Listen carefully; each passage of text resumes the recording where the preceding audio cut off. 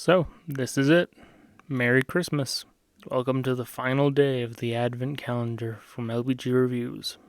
I'm sure you've noticed by now that the length of this video is a lot longer than all the other videos that have been uploaded within the past week.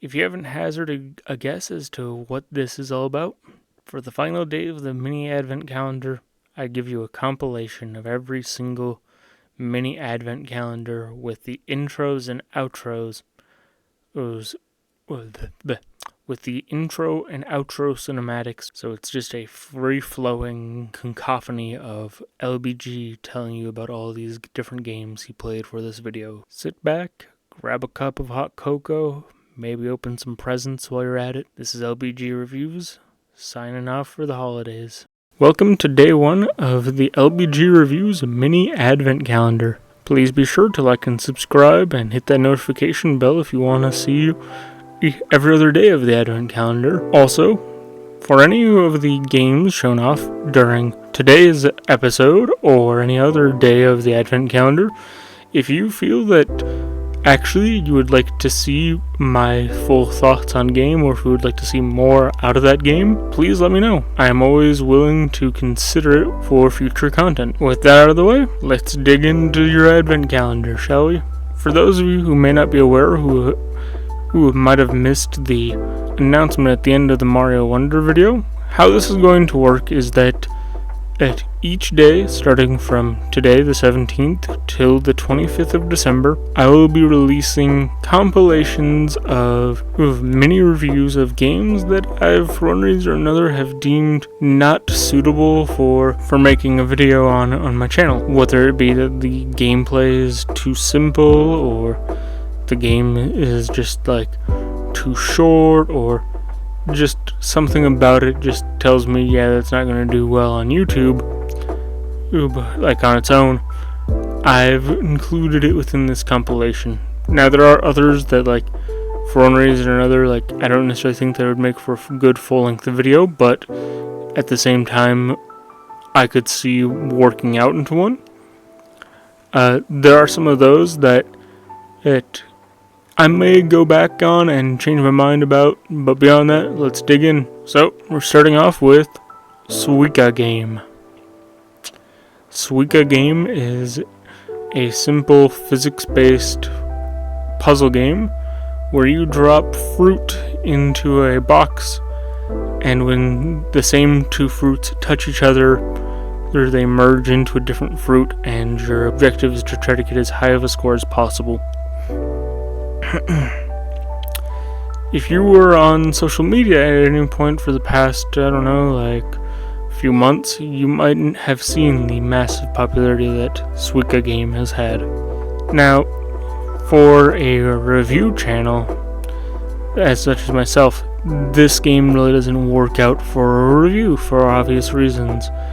The settings are very simple, the gameplay is very simple, the entire thing is just, do you want a 2-minute video about why this game is so addictive? You're probably not getting one.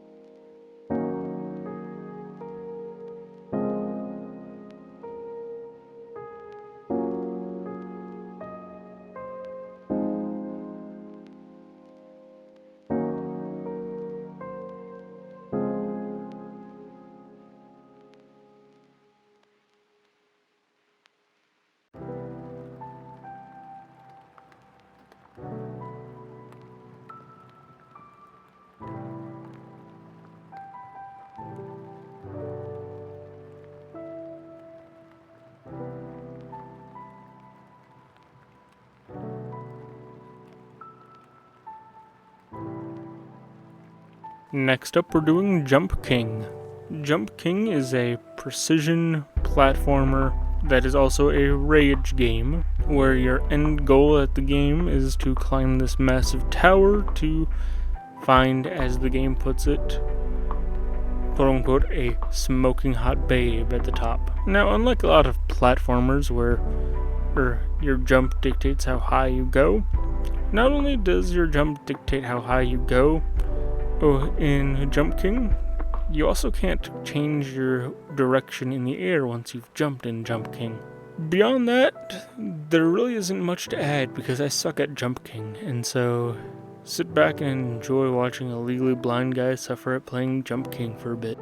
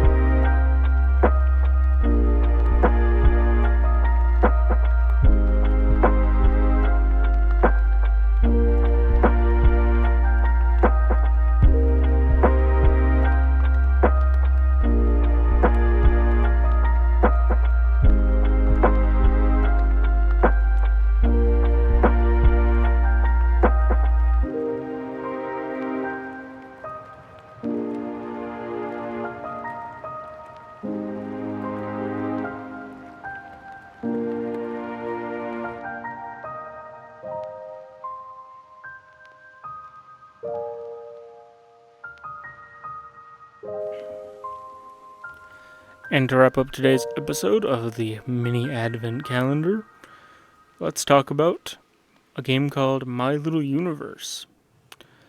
My Little Universe is a game that, conceptually is fairly similar to, the game Forager, but with the minor caveat that My Little Universe was built first off as a mobile game. And so, for those of us who have played mobile games, I'm sure we're all aware about how, mobile games will try to get you to spend more money or watch more ads.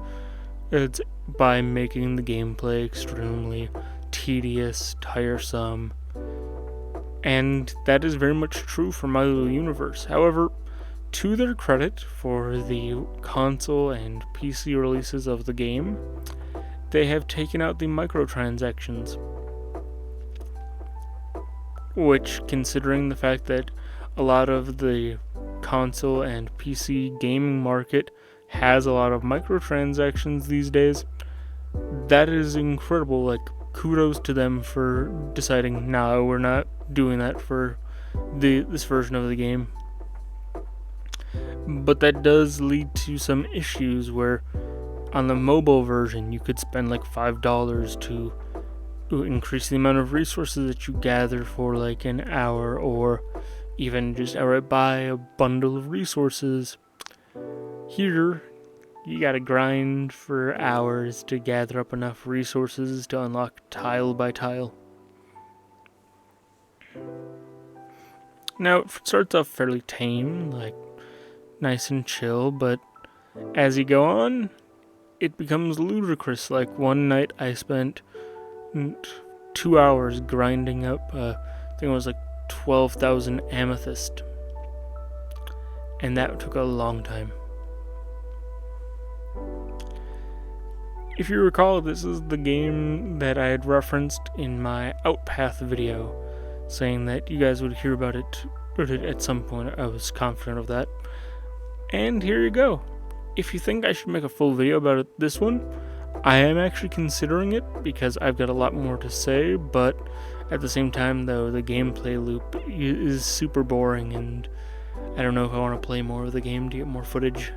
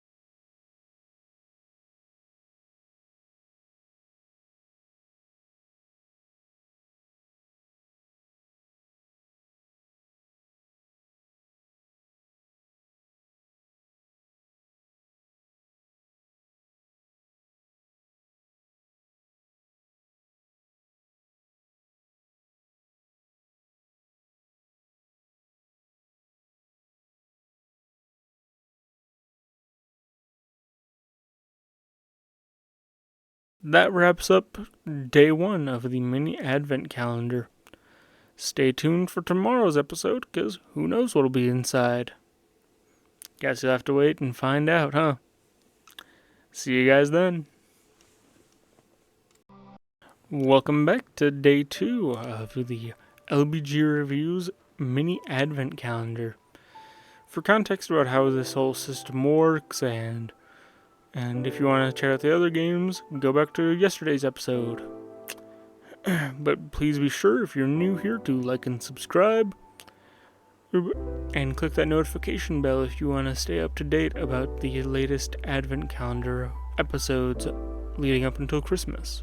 With that out of the way, let's talk about Please Don't Touch Anything. Now, if you were around on the internet, like let's say maybe a little over a decade ago, this game went big on YouTube. You had a lot of big content creators talking about it back then, and even showing it off, playing it. For those who are uninitiated to what Please Don't Touch Anything is, essentially it's a simple puzzle game where you play as a guy who was asked you play as a guy who was asked to sit and wait at this button panel because your coworker had to go to the bathroom for a while. But you have no context about what that button actually does. And basically the objective of the game is to figure out all of the possible endings. Because it isn't just a simple button.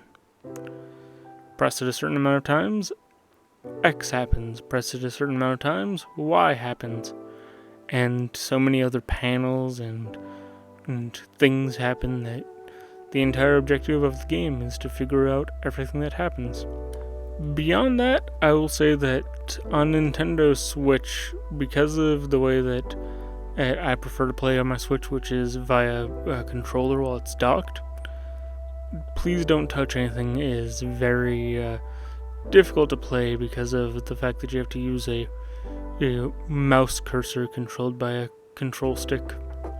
So that part wasn't pleasant to deal with, but beyond that, really charming game that I always enjoy picking up every now and then when I just am bored.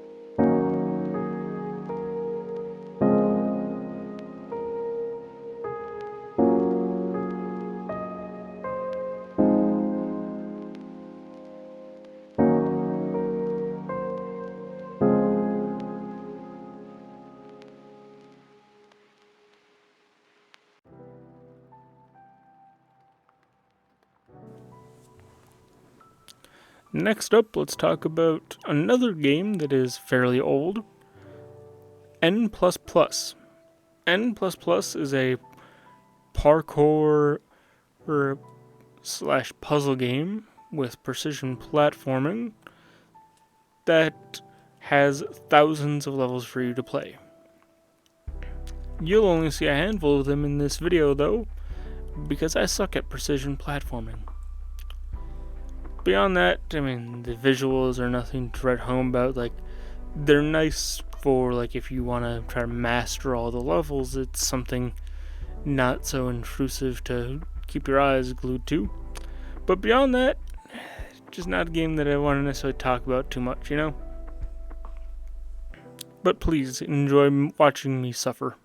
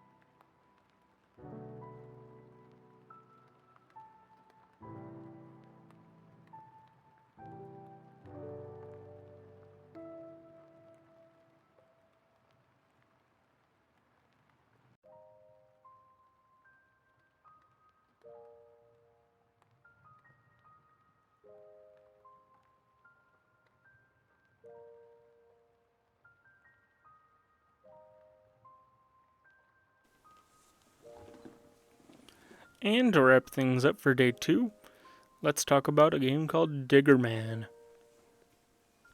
Digger Man is a very mobile slash arcade-esque game where you play as a guy whose girlfriend got kidnapped and taken down into a massive cavern where your objective is to dig through each level and save her. The game is very fast-paced, but ultimately very simple in terms of its depth, and so not something I would necessarily want to talk about for too long on my channel. So here you go. Enjoy some arcade goofiness for a bit.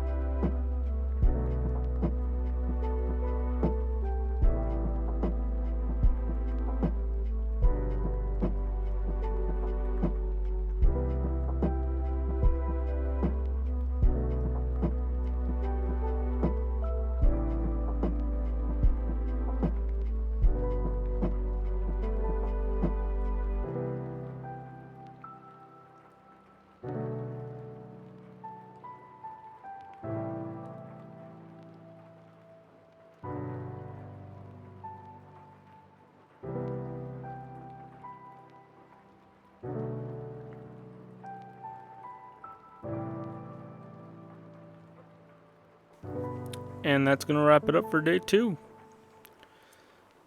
Stay tuned for day 3. Who knows what could be inside? Welcome back to LBG Reviews Mini Advent Calendar. This is day 3. Please be sure to like and subscribe if you don't want to miss out. For day 3, we're going to cover, yet again, 3 new games with 3 different styles. To start us off, let's talk about A Monster's Expedition. A Monster's Expedition, although a very cute and clever puzzle game, just is one of those games that, like, it's fun to play it on your own, but when you go to talk about it, it just doesn't feel like something worth necessarily talking about. It's a good puzzle game to tease at your brain a bit, but beyond that, it's just a chill experience.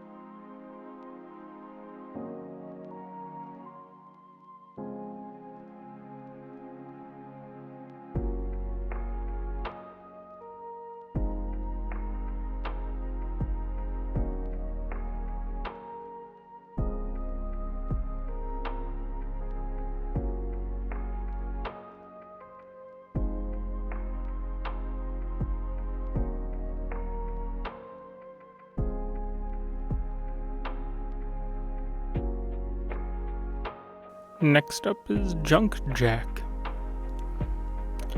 The best way I can describe Junk Jack is essentially a mix between Terraria and Minecraft, with a worse art style and with a few other mechanics that I can't really get into if I want to keep this short.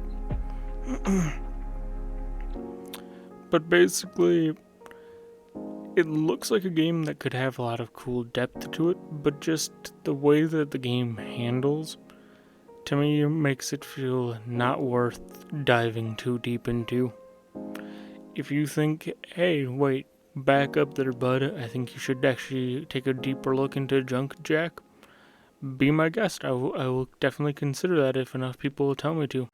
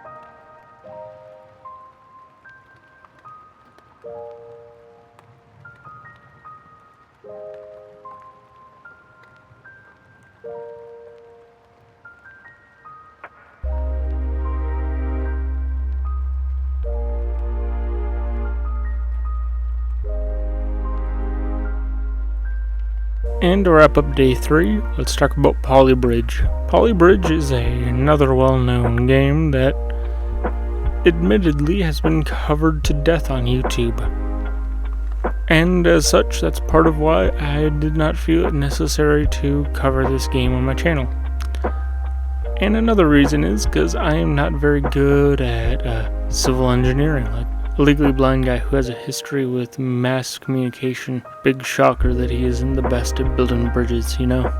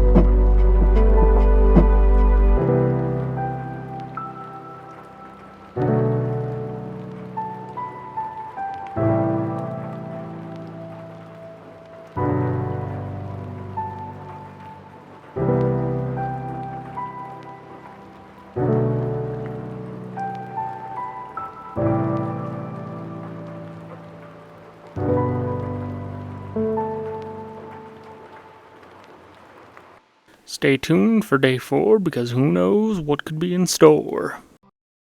Welcome back to day 4 of the LBG Reviews and Mini Advent Calendar.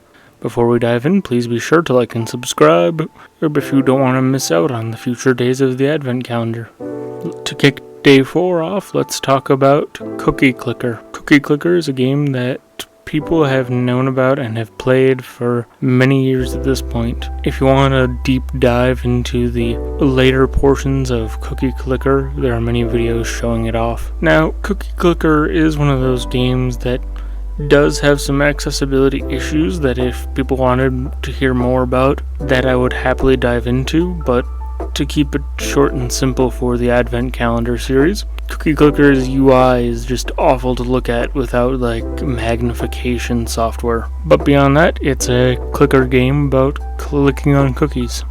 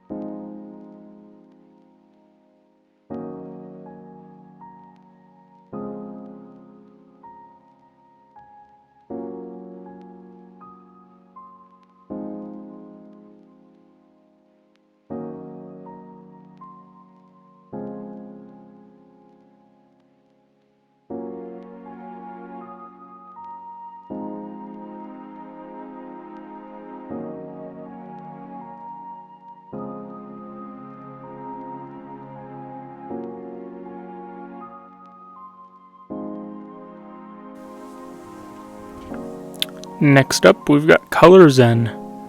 Color Zen is a simple puzzle game where you have to make the background color the same color as the border at the start of the level. And you have to do this by moving around shapes and colliding them with shapes of their same color. So like colliding a red shape into another red object would result in the background turning red, etc., etc. And you have to make sure that there are no other objects on screen in order to beat the level, and you get a better score based off of how many turns you take. Again, one of those simple ones where it's fun to play on your own, but to actually sit down and talk about it, unless like you're doing like a live commentary and like trying to piece it together as you play. Otherwise, it's not the best to necessarily sit back and talk about it in a format like this.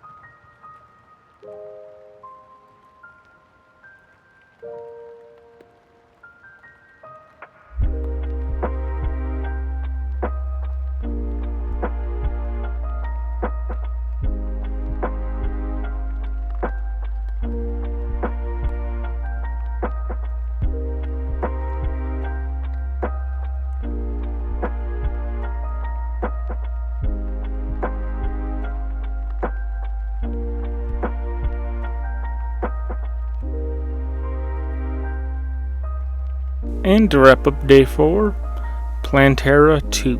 Now I'm sure you're wondering, wait, what about Plantera 1? Well, Plantera 1 and 2 are very, very similar games. Again, it's a clicker style game where you run a garden and you basically have to defend your garden against threats, whether that be pests or just whatever the game decides to throw at you.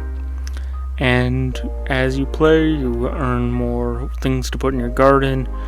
You earn helpers to help automate the process to allow you to be able to be offline, as is typical with idle games. Again, a simple game to play while you're on your own, but to actually sit back and talk about, apart from in a live commentary setting, not that interesting, you know?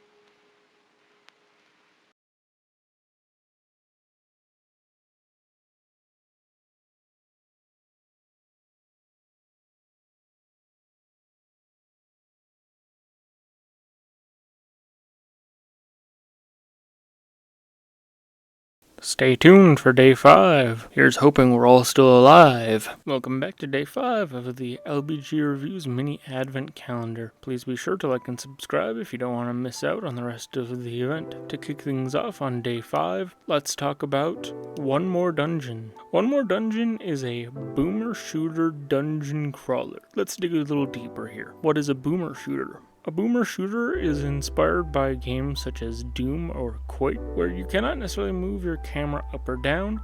It is locked in the first person. In Doom, the idea was that you could attack enemies above you, but you couldn't look up to attack them.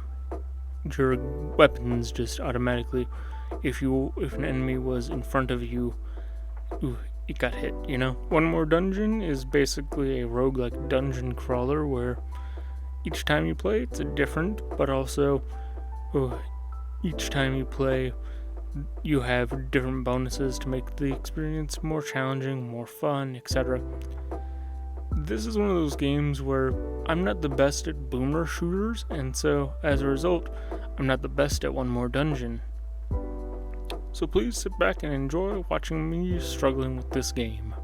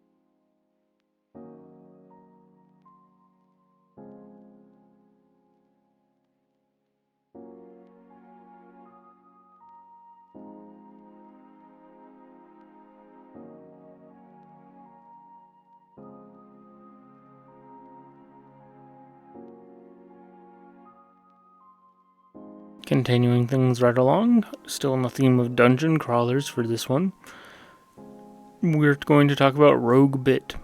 Rogue Bit is a puzzle slash dungeon crawler slash maze game where you play as a rogue bit on a computer, where essentially a singular bit of information gains sentience. It is your job to navigate a maze and use binary and computer knowledge to navigate a maze to escape the computer. This game is just hard to navigate and talk about, at least in my opinion, because I don't really have that much experience with like computer sciences,